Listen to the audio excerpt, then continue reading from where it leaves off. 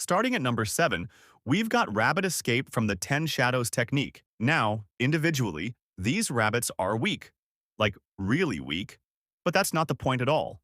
Rabbit Escape summons a massive swarm of rabbit Shikigami that can overwhelm opponents through sheer numbers. We saw Megumi use this brilliantly against Registar in the Culling games, which is manga-only content, by the way.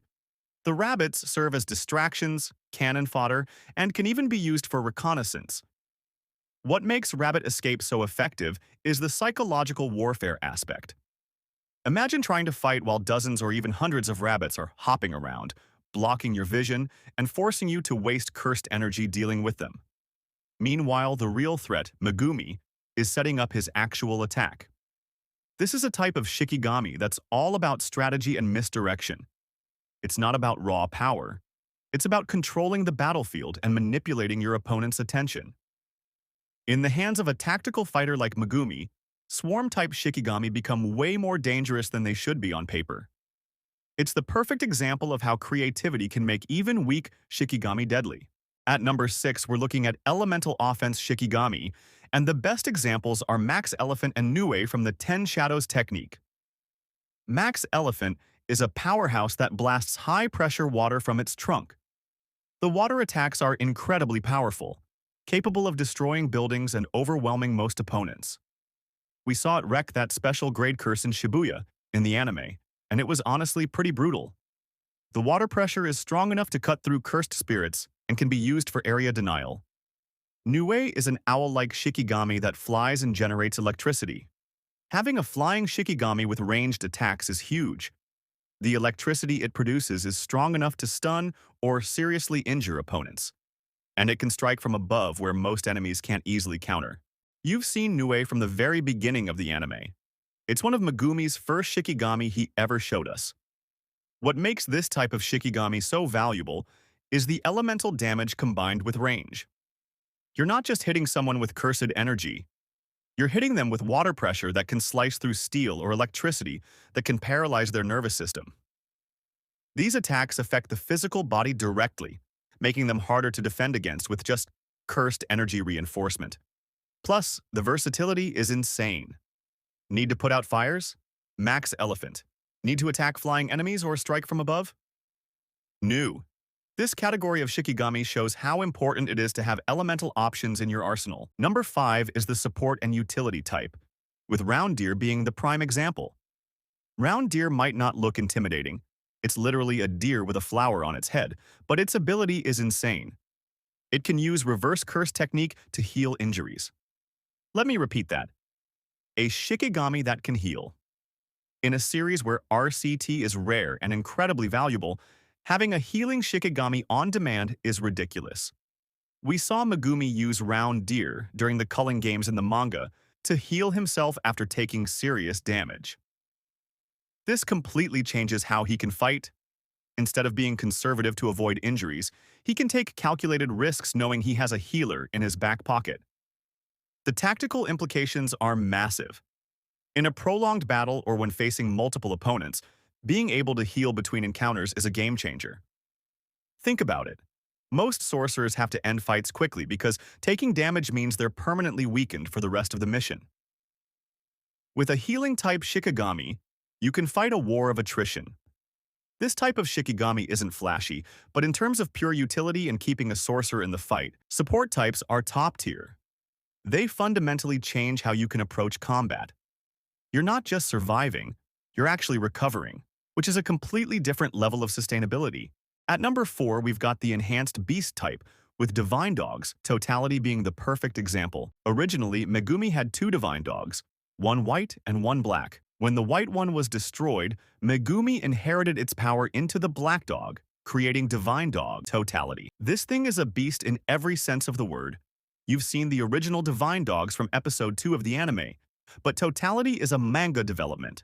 Totality has enhanced strength, speed, and senses far beyond normal Shikigami. It can track cursed energy like a bloodhound, making it nearly impossible to hide from. We've seen it go toe-to-toe with special grade curses and hold its own. It's fast enough to blitz most opponents and strong enough to rip them apart once it gets hold of them. What makes enhanced beast types especially dangerous is the combination of tracking ability with combat prowess. They're not just fighters, they're hunters. Once totality has your scent, it's relentless. We saw this during the culling games in the manga, when it tracked down enemies that were trying to hide. This type of Shikigami represents the all-rounder category. Good offense, good defense, good speed, good tracking. They don't have a specific gimmick or weakness, they're just consistently excellent at everything combat-related. Think of them as the balanced build in a video game. They might not specialize in one area, but they're never at a disadvantage either. The enhanced beast type is reliable, which in a world where one mistake can get you killed is incredibly valuable. Number 3 is the construction and transformation type, and Yorozu's liquid metal Shikigami is the ultimate example of this category. This is pure manga content. We haven't seen any of this animated yet. Yorozu was an ancient sorcerer who fought Sukuna in the past, and her Shikigami abilities were absolutely cracked. Her technique involved creating a liquid metal Shikigami that could transform into various constructs, with the pinnacle being the perfect sphere. The perfect sphere is described as having infinite pressure concentrated into a single point. Basically, it's a technique that mimics a singularity or black hole. When Yorozu used this against Sukuna in their fight, it was powerful enough that Sukuna had to take it seriously and use Mahoraga's adaptation to counter it. Think about that for a second. Sukuna, the king of curses, needed Mahoraga to deal with this technique. That's the level we're talking about here. What makes construction-type Shikigami so powerful is their versatility and scalability. They can create weapons, armor, shields, or environmental hazards depending on the situation. They're not locked into one form or function. They adapt to whatever the user needs in the moment. Yorozu's liquid metal could become a sword, then a shield, then trap an opponent, then transform into the perfect sphere for a finishing blow. That kind of flexibility in combat is insane. You're essentially fighting someone with unlimited weapon options. This type of Shikigami requires incredible creativity and skill to use effectively. But in the right hands, they're devastating. The ability to construct anything you can imagine mid-battle gives you answers to almost any situation. At number 2, we have the adaptive Divine General type, with Mahoraga being the legendary example.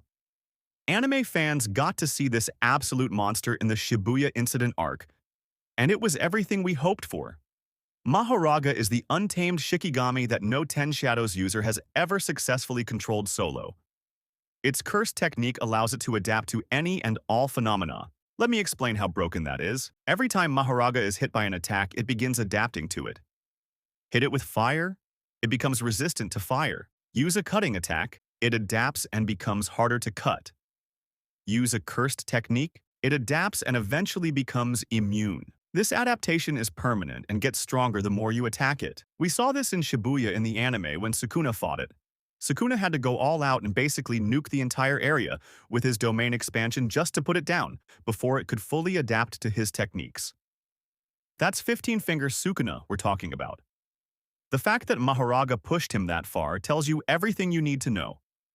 Mahoraga also has insane base physical stats. It's incredibly strong, fast, and durable even before its adaptation kicks in. The sword it carries can exorcise cursed spirits with a single strike, and it has a healing factor that regenerates damage quickly. This type of Shikigami represents the ultimate counterfighter. The longer the battle goes, the stronger it becomes relative to the opponent. It's like fighting someone who's constantly downloading your moveset and developing patches in real time. Eventually, nothing you do will work anymore. The adaptive type is terrifying because there's no such thing as a safe technique to use against it. Every attack you throw just teaches it how to beat you. The only real counter is overwhelming it with power so fast that it doesn't have time to adapt, which is exactly what Sukuna did. If someone could actually tame and control this type of Shikigami properly, it would be nearly unbeatable in a straight fight. And finally, at number 1, we have the merged evolution type, with Agito being the ultimate example. This is manga-only territory, so anime fans, this is what you have to look forward to. After Mahoraga was destroyed, Sukuna inherited its adaptation ability per the rules of the Ten Shadows technique. But Sukuna didn't stop there. He combined Mahoraga's adaptation with aspects of other Shikigami to create Agito, a completely new evolved Shikigami that represents the pinnacle of what's possible. Agito has Mahoraga's adaptation wheel, meaning it retains the ability to adapt to phenomena. It's got the combined physical prowess of multiple Shikigami merged together, making it incredibly strong, fast, and durable. And because it's a creation of Sukuna using stolen 10 shadows, it has better control and integration than the original Wild Mahoraga ever could have. We saw Agito in action during Sukuna's fight against Gojo, and later against the other sorcerers, and it was absolutely devastating.